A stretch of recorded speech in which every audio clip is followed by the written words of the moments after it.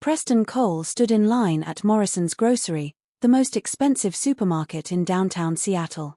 His Italian leather shoes, worth more than most people's monthly rent, squeaked against the polished floor. The cashier scanned his items: organic produce, imported cheeses, premium cuts of meat. $347. Card declined, sir, the young cashier said, her voice barely above a whisper. Preston frowned. Try again. She swiped. The machine beeped red. Declined. Heat crawled up his neck. Behind him, the line was growing. He could feel eyes boring into his back. Preston Cole, billionaire tech CEO, whose face had been on the cover of Forbes magazine just last month. The man who owned 3 homes, 2 jets, and a yacht he'd never even used. Try this one. He handed her another card. Declined. Then another. Declined. The whispers started. Someone pulled out their phone. Preston's hands trembled as he reached for his wallet again, knowing it was useless. Every account was frozen. The federal investigation into his late wife's charity had locked everything. He'd been so focused on the legal meetings that he'd forgotten to get cash. Now he stood here, in a grocery store, unable to pay for food. Sir, I'm going to have to ask you to step aside, the cashier said, her face flushed with second-hand embarrassment. A little girl's voice cut through the murmurs. Mama, that man needs help. Preston turned.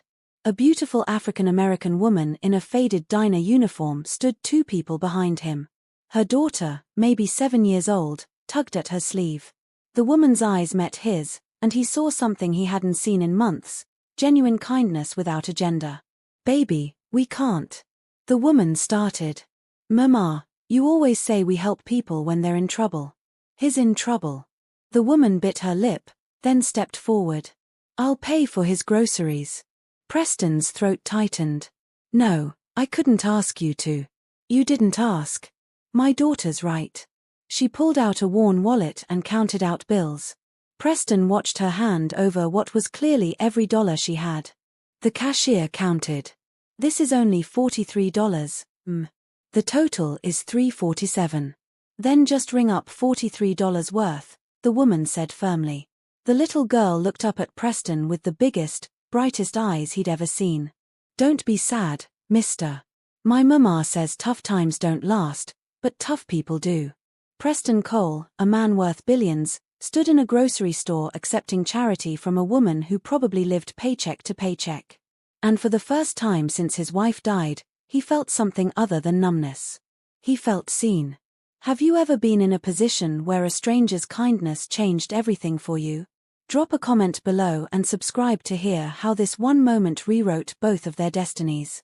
The autumn air bit at Preston's face as he stood outside Morrison's Grocery, holding a single bag with bread, milk, and eggs. $43 worth of food. The woman and her daughter walked past him toward an old Honda with rust eating at the door panels. Wait, Preston called out. Please. The woman turned, her hand protective on her daughter's shoulder. She was younger than he'd first thought, maybe late 20s. Her uniform name tag read Tasha. Dark circles under her eyes spoke of exhaustion, but her posture remained proud. I need to pay you back, Preston said. It's fine. Really. Tasha's voice was soft but firm. Mama helped you. That makes you friends now, the little girl said, smiling. Preston crouched down to her level. What's your name? Amora. It means grace in some language. Mama told me. It's beautiful. I'm Preston. He stood, looking at Tasha. I'm not some random person who can't pay for groceries. I own a tech company. There's a legal situation, accounts frozen temporarily. But I'm good for it, I promise. Tasha's expression shifted. Recognition flickered across her face. You're Preston Cole. I've seen you on the news. Then you know I can pay you back. Please, let me get your information. Like I said, it's fine. Tasha took Amora's hand. Come on, baby. But Mama. Amora protested. We did a good thing. That's enough. Tasha guided her daughter toward their car. Preston watched them go, feeling more helpless than he had in years. James would laugh at this. His business partner would say this was karma for all those years of ruthless business deals. But Preston didn't care about karma right now. He cared about the fact that a woman who clearly needed every penny had given him her last dollars. His phone buzzed. James. The hearing got pushed back another week. You're going to be frozen out a while longer. I just had my card declined in a grocery store. Seriously? Preston Cole, broke. That's actually hilarious. A woman paid for my groceries. She had $43 and gave it all to me. The line went quiet. That's either really kind or really stupid. It was kind. Preston looked at the bag in his hands. Purely kind. Where are you staying? You can crash at my place. The penthouse is paid through the year. I'll be fine. Preston paused. James, I need to find that woman. Why? To pay her back. To thank her. Really thank her. Preston started walking toward his car, a Tesla he'd bought and rarely drove. At least it was charged. She saw me as a person, not a balance sheet. You're getting philosophical. That audit's messing with your head. Maybe it was. Preston drove home to his empty penthouse, the city lights of Seattle spread below like scattered diamonds. He'd lived here for 3 years with his wife, Catherine. Then she got sick. Then she died. Then the federal investigators came asking questions about the charity she'd founded, suspecting money laundering even though Catherine had been completely legitimate. His life had become a series of lawyers, depositions, and frozen assets. The irony wasn't lost on him. He'd spent 20 years building his fortune, and now he couldn't access a penny of it. Preston set the grocery bag on his marble counter. $43 worth of food in a kitchen that cost $60,000 to renovate. He thought about Tasha's worn wallet, the way she'd counted those bills carefully, the resignation in her eyes when she'd handed them over. He thought about little Amora's words. Tough times don't last, but tough people do. That night, Preston ate scrambled eggs in his empty penthouse and made a decision. When his accounts unfroze, when he had access to his money again, he was going to find that woman and her daughter. He was going to pay them back in a way that actually meant something. But first, he had to survive being broke. Tasha's alarm went off at 5 in the morning. She slapped it silent and lay in bed for 30 seconds, letting herself pretend she didn't have to get up. Then reality crashed back. Rent was due in 5 days. She was $200 short. And she'd given away her grocery money to a billionaire. Stupid, Tasha, she muttered, dragging herself out of bed. In the next room, Amora was already awake, reading a library book by the lamp. That child never slept enough. Morning, baby. You should be sleeping. I wanted to finish this chapter. It's about a girl who finds a magic tree. Tasha smiled despite her exhaustion. Get dressed for school. I'll make breakfast. We don't have much food left. We have enough. Barely. Tasha had checked the pantry last night. Cereal with water instead of milk. Again. She got ready for her shift at Ruby's Diner, the breakfast and lunch spot where she'd worked for 3 years. The tips were decent, but not enough. That's why she cleaned office buildings at night, coming home at midnight only to wake up at 5 and do it all again. Amora got herself ready, like she always did. Too independent for a 7-year-old.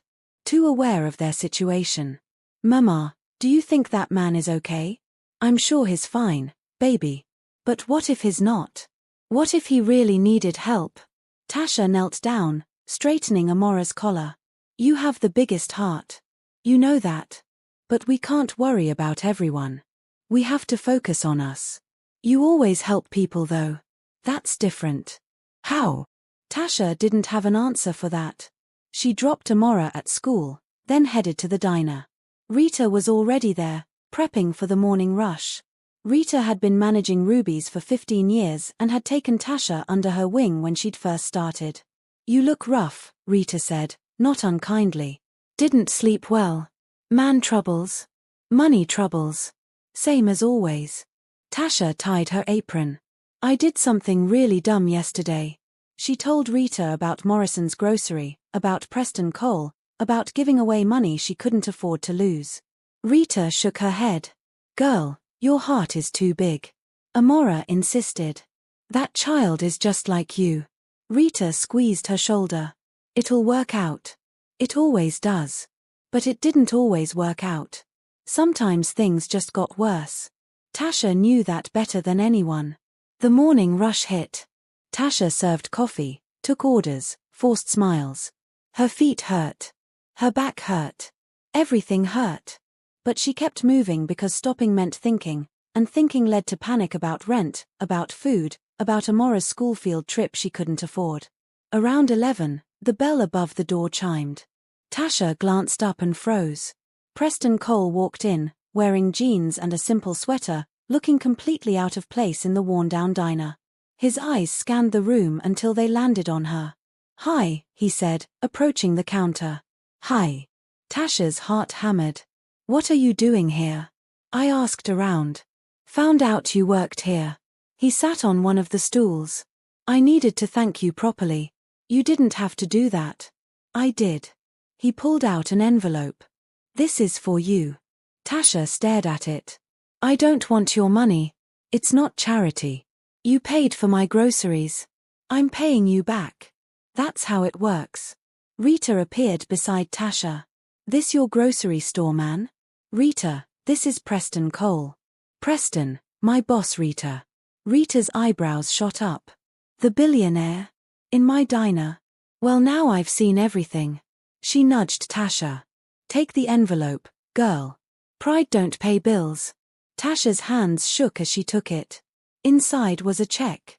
She looked at the amount and gasped. "This is $5,000.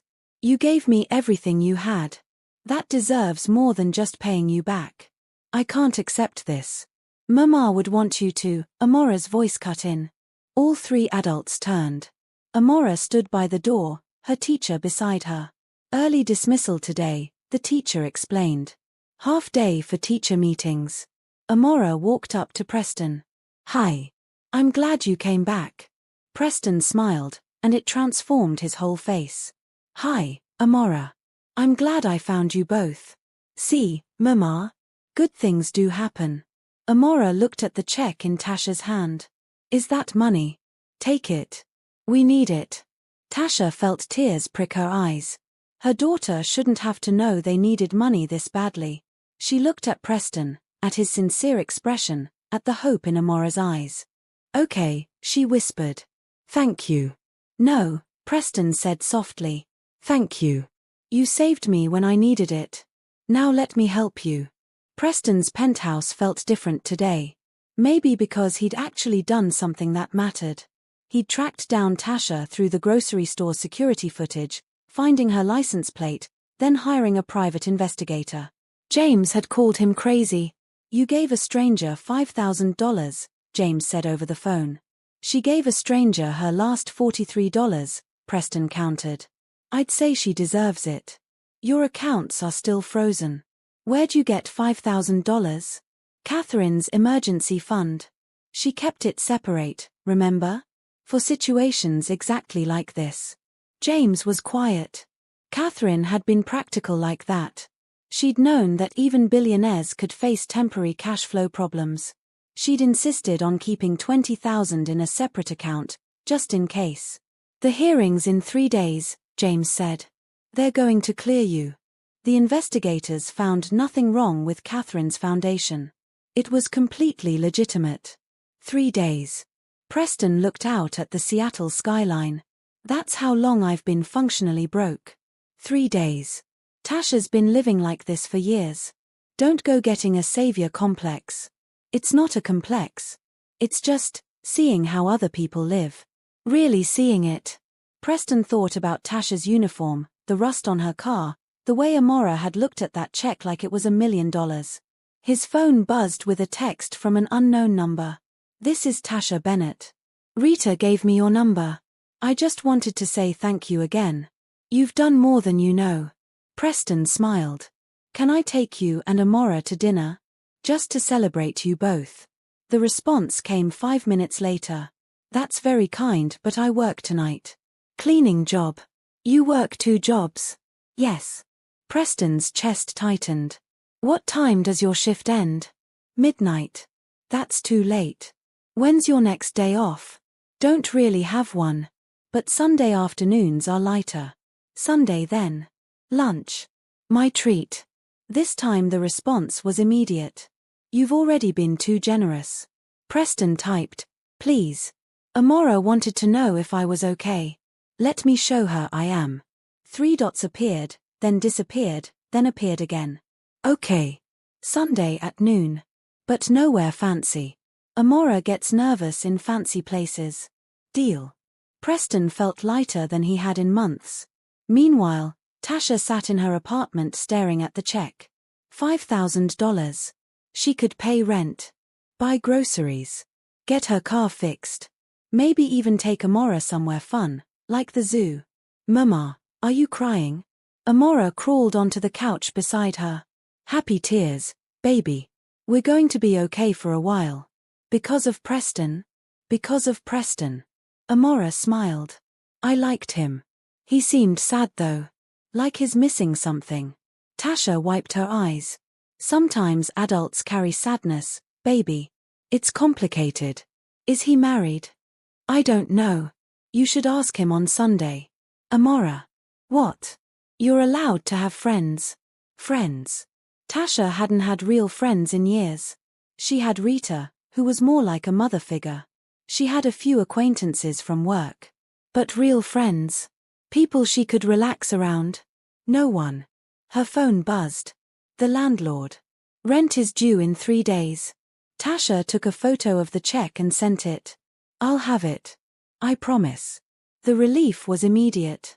No eviction. No scrambling. No panic. For the first time in months, she could breathe. She looked at Amora, curled up against her, reading her library book. This was what mattered. Keeping her daughter safe, fed, happy. If that meant accepting help from a billionaire, so be it. On Sunday, she'd have lunch with Preston Cole. She'd let him be kind. She'd let Amora have a nice meal. And maybe, just maybe, she'd let herself believe that good things could happen to people like her. Sunday arrived bright and clear. Tasha stood in front of her closet, staring at her limited options. Everything was either work clothes or worn casual clothes. Nothing felt right for lunch with a billionaire. Mama, you look pretty in anything, Amora said, sitting on the bed in her favorite dress, a yellow one with white flowers that Tasha had found at a thrift store. You're biased. Doesn't make it not true. Tasha settled on jeans and a blue blouse. Simple. Comfortable. Real. Preston had said not to go anywhere fancy anyway. He picked them up at noon exactly, driving a car Tasha didn't recognize. Modest by billionaire standards. He'd dressed casually too, in khakis and a button-down. I thought we'd go to Harbour Cafe, Preston said as they drove. Good burgers. Casual atmosphere. Right on the water. I love the water, Amora said from the back seat. They arrived at a restaurant that was nice without being pretentious. Wooden tables, checkered tablecloths, the smell of grilling meat. Tasha relaxed immediately. Over lunch, they talked. Preston asked about Amora's school, her favorite subjects, what she wanted to be when she grew up. A doctor, Amora said confidently. So I can help people. That's a wonderful goal. Preston smiled. You're smart enough to do it. How do you know I'm smart? Because you were smart enough to help me when others just stared. Amora beamed. Preston turned to Tasha. What about you? What do you want?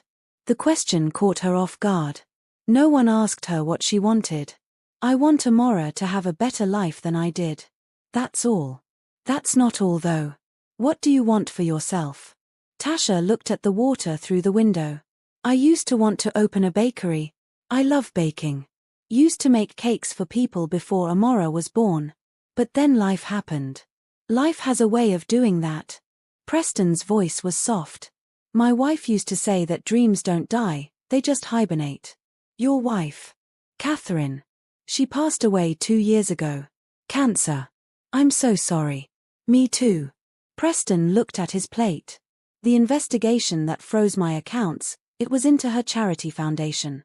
She'd started it to help women with cancer get treatment. The government suspected money laundering. They were wrong, but they had to investigate anyway. That must be hard. It is. But meeting you two reminded me that good people still exist. That kindness isn't transactional. They ate in comfortable silence for a moment. Then Preston cleared his throat. I have a proposition. Tasha looked up, wary. I need an assistant. Someone to help me manage things while I rebuild after this investigation. It's not traditional billionaire work. It's real work. Organizing, scheduling, keeping me grounded. I think you'd be perfect for it. I don't have any experience. You manage 2 jobs and a child. That's more qualification than most. Preston leaned forward. The pay would be $60,000 a year. Health insurance. Flexible hours so you can be there for Amora. You'd quit both your current jobs and just work for me. Tasha's mind reeled.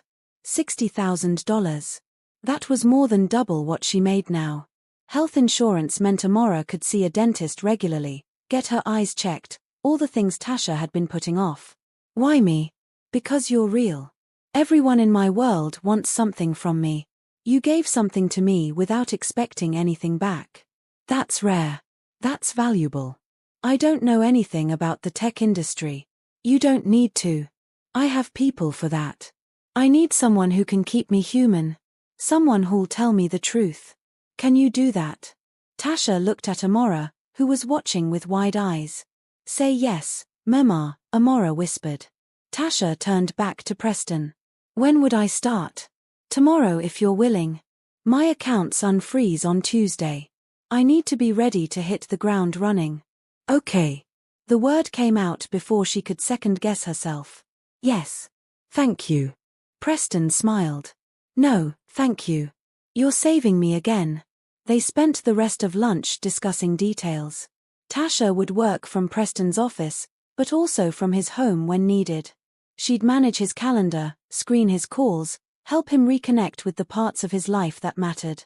As they drove home, Amora fell asleep in the backseat. Tasha watched the city pass by, feeling like she was in a dream. Why are you really doing this? She asked quietly. Preston glanced at her. Honestly, because when my card declined, I felt invisible. Like all my accomplishments meant nothing. You saw me. Not my money, not my status. Just me. I want people like that in my life. I want to be around real people who do real things for real reasons. I'm not special. Yes, you are. You just don't see it yet. Tasha didn't know what to say to that. So she said nothing. She just watched the road and let herself hope that maybe, just maybe, her life was about to change. Monday morning, Tasha called Rita from her car before her shift. You're going to think I'm crazy, Tasha said. Try me. I'm giving my 2 weeks' notice. I got a new job. With that billionaire. Yeah. As his assistant. $60,000 a year, Rita. With benefits. Rita was quiet for a long moment.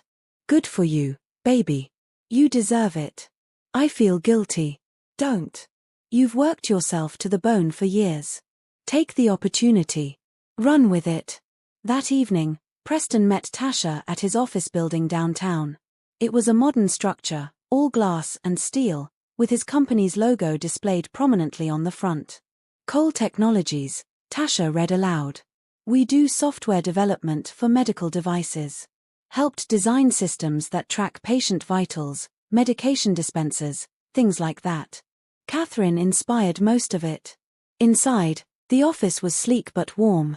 Preston introduced her to Angela, his executive assistant, who would help train her. I handle the business side, Angela explained. You'll handle Preston's personal life. Trust me, that's the harder job. This man works too much and forgets to eat.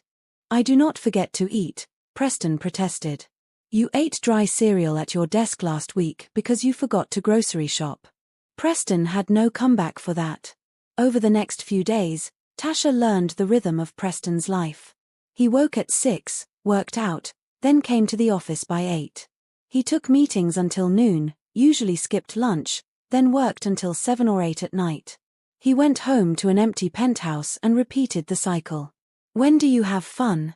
Tasha asked on Wednesday. Fun? Preston looked at her like she'd spoken another language. Yeah, fun. That thing humans do when they're not working. I don't really have time for fun. That's sad. Preston stopped typing. Is it? Yes. Everyone needs balance. Balance is overrated. Balance is necessary. Tasha crossed her arms. When's the last time you did something just because you wanted to? Not for work, not for obligation. Just for you. Preston thought about it. I can't remember. That's what I thought. Come on. Tasha grabbed her purse. Where are we going? It's 3 o'clock on a Wednesday. You're taking the afternoon off. We're going to do something fun. I have a meeting at 4. Cancel it. The world won't end. Preston stared at her. You've been my assistant for 3 days and you're already bossing me around. That's literally my job. You hired me to keep you grounded. Consider this grounding. Tasha headed for the door. Come on. Preston followed, slightly bewildered. Tasha drove them to a small park near the waterfront. Kids played on swings, dogs chased frisbees, couples walked hand in hand. Normal life, happening all around them. When do you pick up Amora? Preston asked. School ends at 3:30. My neighbor picks her up and watches her until I get home. Usually around 6. We should get her. Include her in this fun you're forcing on me. Tasha smiled. Okay. They picked up Amora, who squealed with delight at seeing Preston. The 3 of them spent the afternoon at the park. They fed ducks, played on the swings, ate ice cream from a vendor.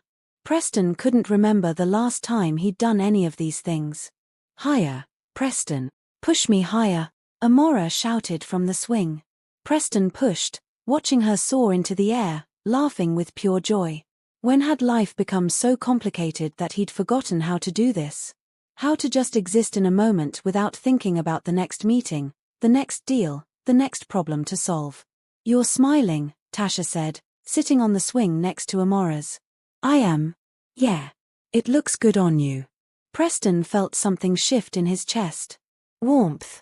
Connection. Something he hadn't felt since Catherine died. That evening, he drove them home. Amora fell asleep in the backseat again, worn out from playing. Thank you, Preston said quietly. For what? For reminding me that life exists outside of work. I needed that. You're welcome. Tasha looked at him. Can I ask you something personal? Sure. Do you have anyone? Friends, family? James. My business partner. That's about it. My parents died when I was in my 20s. Catherine was an only child. We didn't have kids. So it's just me. That's lonely. Yeah. It is. Well, now you have us. If you want. Preston pulled up to Tasha's apartment building. I'd like that. Tasha carried sleeping Amora inside. Preston sat in his car for a long moment, watching the light come on in their window. For the first time in 2 years, he didn't dread going home to his empty penthouse. He had somewhere to be tomorrow. Someone to talk to. Someone who saw him as a person, not a paycheck. He had Tasha and Amora. And maybe, just maybe, that was enough. When was the last time you did something that reminded you what really matters? Share your thoughts in the comments below, and don't forget to subscribe for the rest of this touching journey. 3 weeks passed. Tasha settled into her role seamlessly. She organized Preston's life with an efficiency that surprised everyone, including herself. But more than that, she brought warmth to his cold, corporate world. She put plants in his office. She made sure he ate lunch. She reminded him to call James back when he got too buried in work. She challenged him when he was being unreasonable and supported him when he doubted himself. You're different, James said during a meeting. Happier. Tasha's good at her job. It's more than that. You're present again. Like the old you, before. Before Catherine died. James didn't say it, but they both knew. Preston looked at Tasha through his office window. She was on the phone, probably rescheduling something he'd forgotten about. Amora sat at a small desk Preston had set up, doing homework. He'd told Tasha to bring her daughter to work whenever needed. The office was better with Amora's laughter in it. Maybe I am different, Preston admitted. That weekend, Preston invited Tasha and Amora to his penthouse. He wanted to cook them dinner as a thank you for everything. You cook? Tasha asked, skeptical. I'm not completely helpless. Preston grinned. I make a mean spaghetti carbonara. The penthouse was stunning. Floor-to-ceiling windows overlooked the city. Modern furniture, expensive art, everything perfect and pristine. Wow, Amora breathed. You live here all by yourself? I do. That's a lot of space for one person. It is, Preston agreed, seeing his home through her eyes.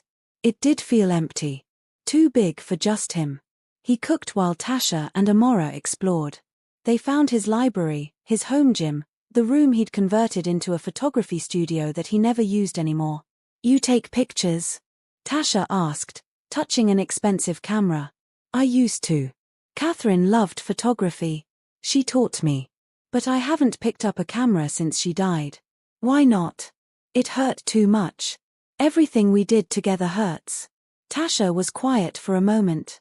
She wouldn't want you to stop living. I know. But knowing and doing are different things. Over dinner, Amora asked questions about everything. Preston found himself telling stories he hadn't told in years. About building his company from nothing, about meeting Catherine in college, about their life together. She sounds wonderful, Tasha said softly. She was. She would have liked you both. After Amora fell asleep on the couch, Preston and Tasha sat by the windows, looking out at the glittering city. Can I ask you something? Preston said. Sure. Amora's father. What happened? Tasha's expression hardened. He left when I was 6 months pregnant. Said he wasn't ready to be a father. I haven't heard from him since. I'm sorry. I'm not. We're better off without him. Amora deserves better than a father who didn't want her. She deserves the world. She's special. She is. Tasha smiled. She keeps me going on the hard days. When I want to give up, I look at her and remember why I'm fighting. You're a good mother. I try to be. They sat in comfortable silence. Preston felt something he'd been trying to ignore for weeks. A pull toward Tasha. An attraction that went beyond gratitude, beyond friendship. He saw her intelligence, her strength, her beauty. Not just physical beauty, though she was gorgeous. But the beauty of her spirit, her kindness, her fierce determination to give her daughter a better life. Tasha, he started. Don't, she said quietly. Don't what? Whatever you're about to say. Don't. She stood up. I should get Amora home. Did I do something wrong? No. That's the problem. Tasha looked at him, her eyes bright with unshed tears. You're wonderful. You've changed our lives. But this can't be more than it is. Why not? Because you're you and I'm me. We're from different worlds. When this is over, when you don't need an assistant anymore, you'll go back to your life and we'll go back to ours. I can't let Amora get attached. I can't let myself get attached. What if I'm already attached? Then that's something you need to deal with. Tasha gathered her sleeping daughter. Thank you for dinner. Preston watched them leave, his chest aching. She was right. They were from different worlds. But for the first time since Catherine died, he wanted to be part of someone else's world. He wanted to wake up and have breakfast with Amora. He wanted to help with homework. He wanted to hold Tasha and tell her everything would be okay. He wanted a family again. The question was whether he could convince Tasha to want the same thing. Tuesday morning, James called with news. It's over. The investigation is officially closed. They found nothing wrong with Catherine's foundation. All your accounts are being unfrozen as we speak. You're liquid again. Preston should have felt relief. Instead, he felt nothing. Or maybe not nothing. Maybe dread. Because now he had no excuse. No reason to need Tasha as his assistant. No reason to see her every day. He went to the office early. Angela greeted him with a stack of messages. Everyone wants a piece of you now that you're back in business, she said. Investors, board members, the media. You're in demand. Preston took the messages and threw them in the trash. Preston. Angela looked shocked. Reschedule everything. I need to think. He sat in his office, staring at the photo of Catherine on his desk. She smiled back at him, frozen in time, forever young and healthy. I met someone, he told the photo. Her name is Tasha. She has a daughter named Amora. They make me want to live again. Is that okay? Can I move on? The photo didn't answer. It never did. Tasha arrived at 9 with Amora. Preston watched them through his window. Tasha looked tired. Amora seemed subdued. Something was wrong. He called Tasha into his office. Everything okay? Fine. But her voice was tight. Tasha. What's wrong? She sighed. My car died. Completely. The mechanic says it'll cost more to fix than it's worth. I've been looking at used cars, but everything in my price range is a risk. I'll buy you a car. No. Tasha. No. I appreciate everything you've done, but I can't keep accepting help. It's too much. You work for me. A reliable car is necessary. Consider it a work expense. I won't let you buy me a car, Preston. They stared at each other, neither willing to back down. Finally, Preston said, my investigation is over. My accounts are unfrozen. Tasha's face went pale. Oh. Yeah. So you don't need me anymore. That's not true. Yes, it is. You hired me because you were in a bind. That bind is over. You can get a real assistant now. Someone qualified. You are qualified. Preston, be honest. You don't need me. Maybe I don't need an assistant. But I need you. The words hung in the air between them. These past few weeks, I've felt alive again. Because of you. Because of Amora. I don't want to go back to how things were. We had a deal. A job. That's all this is. Is it? Because from where I'm standing, it feels like more. Tasha's eyes filled with tears. It can't be more. Why not? Because I'm scared. The admission seemed to cost her. I'm scared of needing you. I'm scared of Amora needing you. I'm scared that you'll realize we're not worth the trouble and leave. Everyone leaves. Preston. Everyone. Preston moved around his desk, standing in front of her. I'm not everyone. You say that now. I mean it. Tasha, look at me. He waited until she met his eyes. I lost Catherine. I know what it's like to have someone ripped away. I would never do that to you or Amora. I'm not going anywhere. You don't know that. Life happens. Things change. Then we'll face them together. A knock on the door interrupted them. Amora peeked in. Mama, are you okay?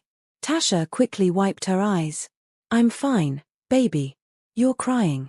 Sometimes adults cry. It doesn't mean something's wrong. Amora looked at Preston. Are you making my mama cry? I'm trying not to. I'm actually trying to make her happy. Then get her a car. She's been stressed about it all week. Preston smiled despite himself. I offered. She said no. That's because Mama doesn't like accepting help. But she needs help. We both do. Amora walked into the office. I like you, Preston. I like coming here. I like that Mama smiles more now. Please don't make us leave. Preston's heart broke and mended in the same moment. I don't want you to leave. Then fix this. Amora looked between them. Adults make things so complicated. If you like each other, just say it. Out of the mouths of children. Tasha laughed through her tears. When did you get so wise? I've always been wise. You're just noticing now. Preston knelt down to Amora's level. You're right. Adults do make things complicated. So let me make it simple. I care about you and your mom. I want to be in your lives. Not as a boss, but as a friend. Maybe more than a friend if your mom will let me. Can you help me convince her? Amora grinned. She likes you too. She told Rita on the phone. Amora. Tasha's face went red. What? You did. You said he was kind and smart and handsome. You said you wish things were different. Preston stood, looking at Tasha. Is that true? Tasha covered her face with her hands. I'm going to die of embarrassment.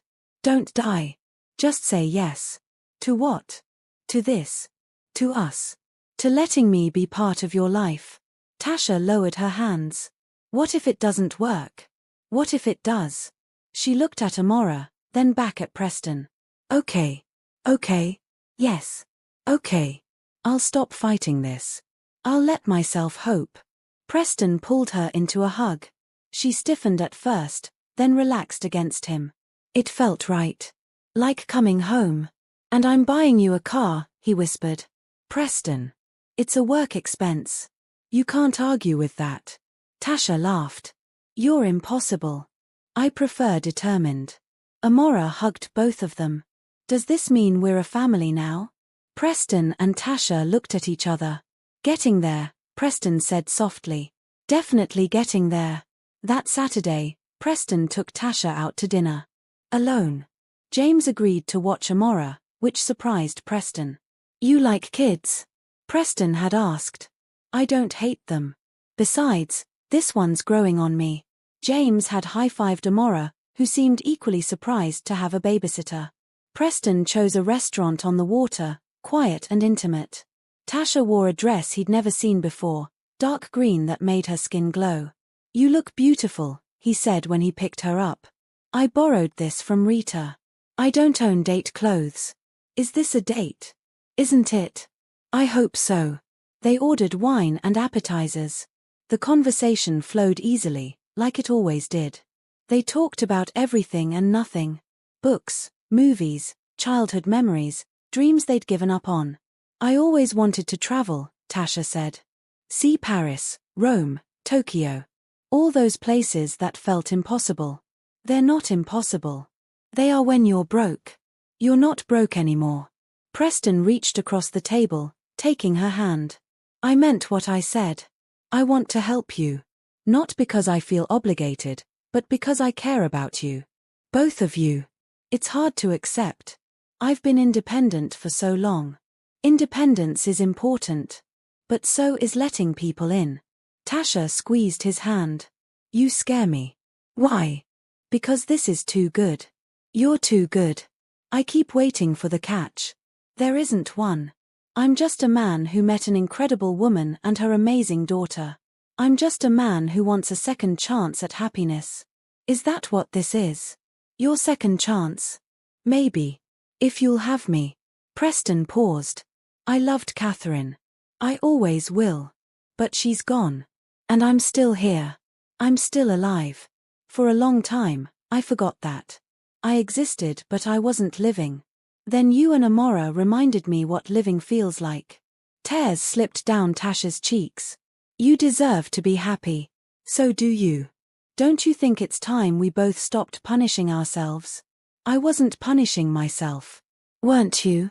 Working yourself to death, never letting anyone help, never believing you deserved better. Tasha was quiet. Maybe I was. Then stop. Let me in. Let me help. Let me love you. The word hung between them. Love. Is that what this is? Tasha whispered. I think so. I know it's fast.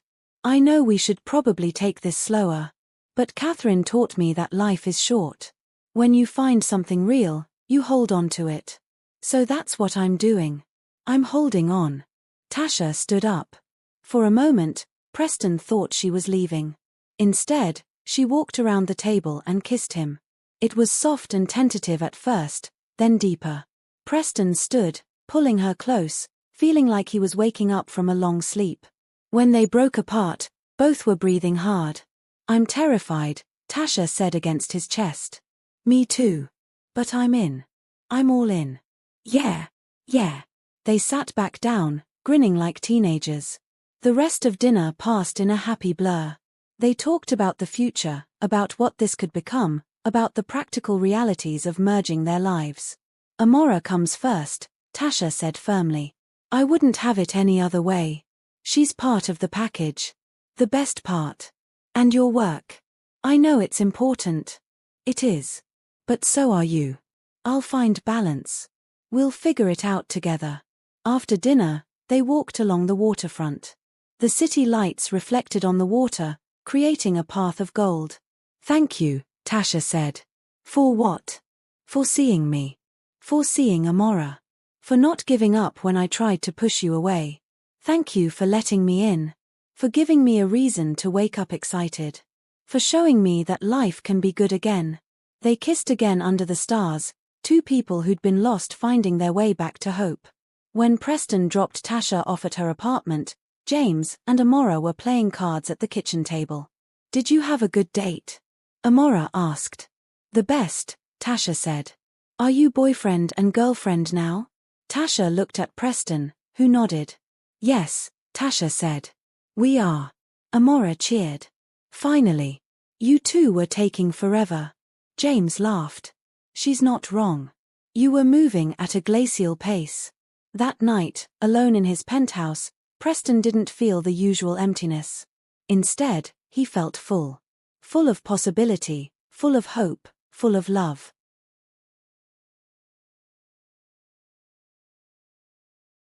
He looked at Catherine's photo one more time. I'm going to be happy again, he told her. I hope that's okay. In his heart, he knew it was. Catherine had always wanted him to live fully. She'd want him to find love again. She'd want him to embrace life. So that's exactly what he was going to do. Have you ever been afraid to let someone in, only to find they were exactly what you needed? Leave a comment sharing your story, and subscribe to see how Preston and Tasha's journey unfolds. 3 months passed in a blur of happiness. Preston and Tasha navigated their relationship carefully, always putting Amora first. Preston spent weekends at Tasha's apartment, helping with homework, cooking dinners, becoming part of their routine. He loved it. Every moment of it. He also loved watching Tasha's dreams come back to life. She started baking again, testing recipes in her small kitchen.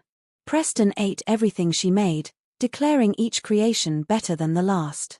You should open that bakery, he said one Sunday, finishing his 3rd slice of her chocolate cake. Maybe someday. Why not now? Because starting a business takes money. And time. And you have someone who can help with all of that. Preston wiped chocolate frosting from his mouth. I'm serious, Tasha. You're talented. People should get to taste this. It's just a hobby. It doesn't have to be. What if I helped you? We could find a location, set up the business, get you started. That's too much. Why? I invest in businesses all the time. This would be personal, sure, but it's also smart. You're good at this. Tasha bit her lip. I don't want you to think I'm with you for your money. I don't think that. Not even a little bit. But I do think you deserve to pursue your dreams. Let me help you. Over the next few weeks, they started planning. Preston found a small storefront in a good neighborhood. Tasha developed a business plan with Preston's guidance. They toured commercial kitchens and met with suppliers. Amora watched it all with excitement. Mama's going to have a bakery, she told everyone at school. Preston loved seeing Tasha come alive with purpose. She glowed with excitement as they designed the layout, chose paint colors, ordered equipment. This feels too good, she said one night as they lay on Preston's couch, watching a movie. Amora had fallen asleep between them. It is good. That doesn't make it too good. I keep waiting for something to go wrong. Nothing's going to go wrong. But life had a way of testing that confidence. 2 weeks before the bakery was set to open, Preston got a call from his board of directors.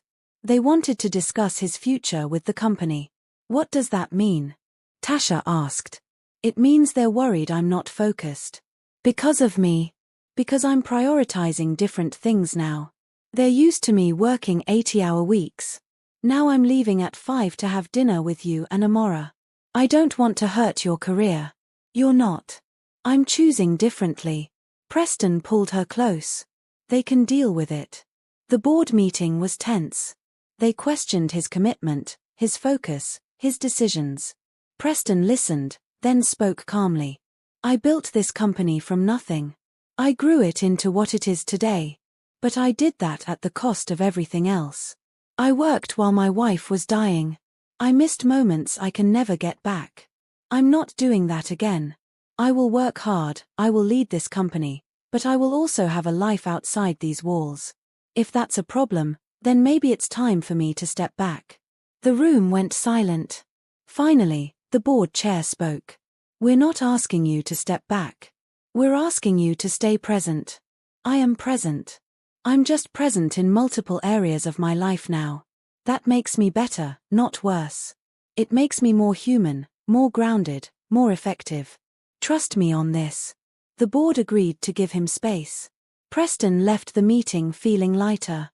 That evening, he went to Tasha's apartment with a proposal. Literally. Marry me, he said as soon as she opened the door. Tasha froze. What? Marry me? I don't have a ring yet. I'll get one. But I couldn't wait to ask. Marry me, Tasha. Let's build a life together.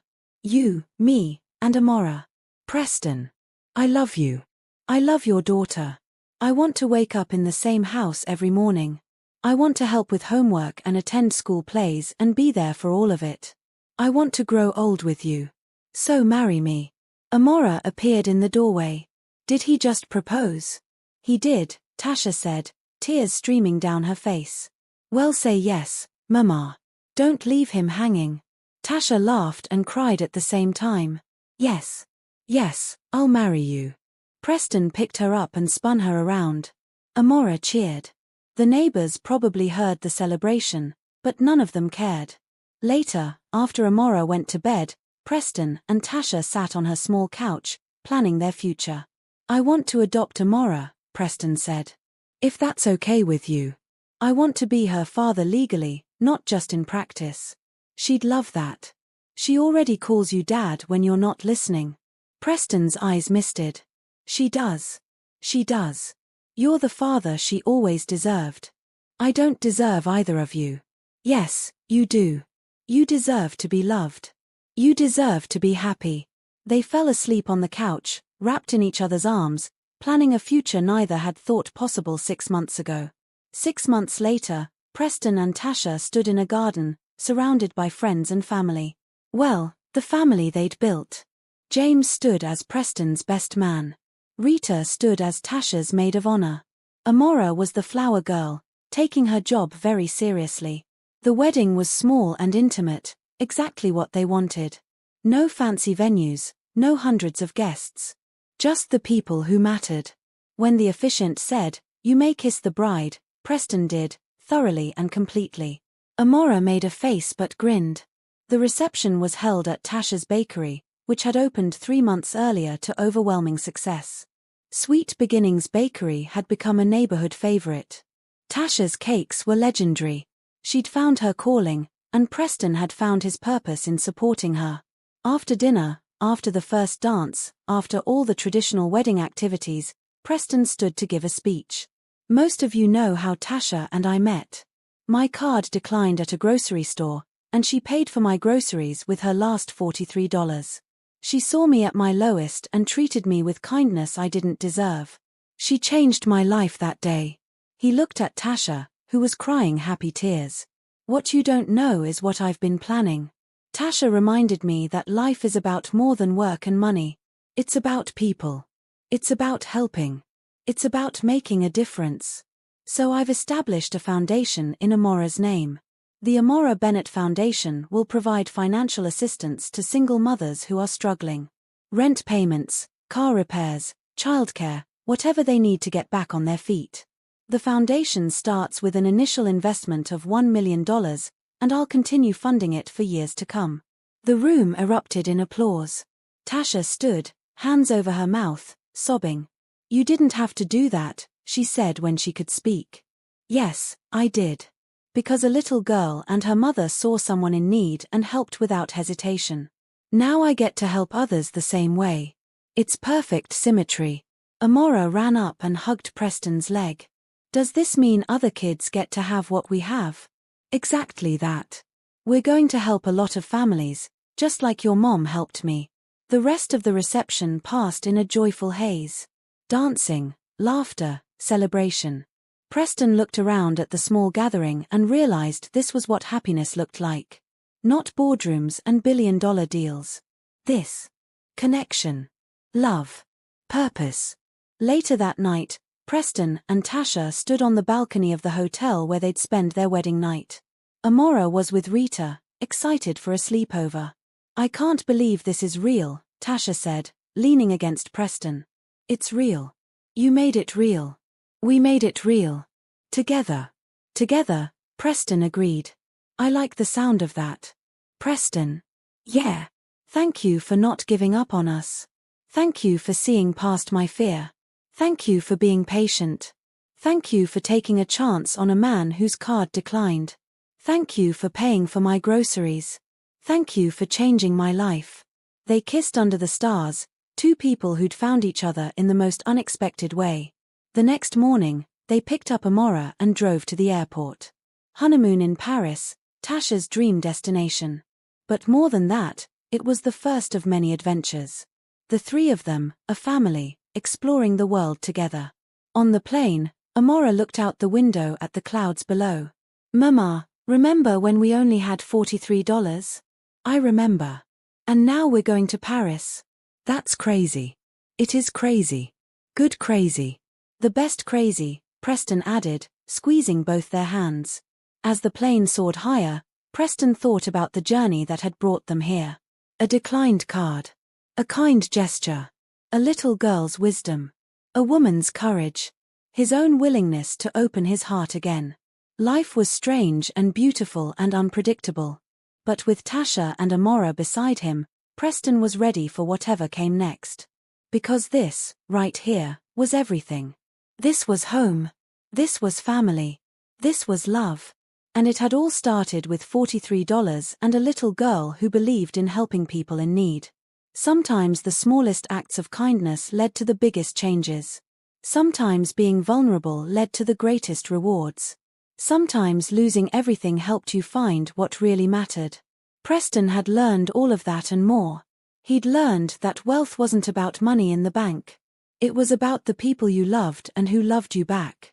It was about making a difference. It was about being present.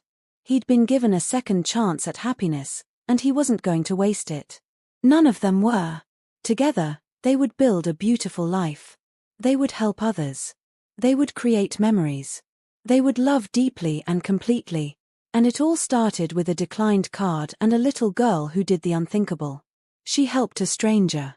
And changed everything. The end.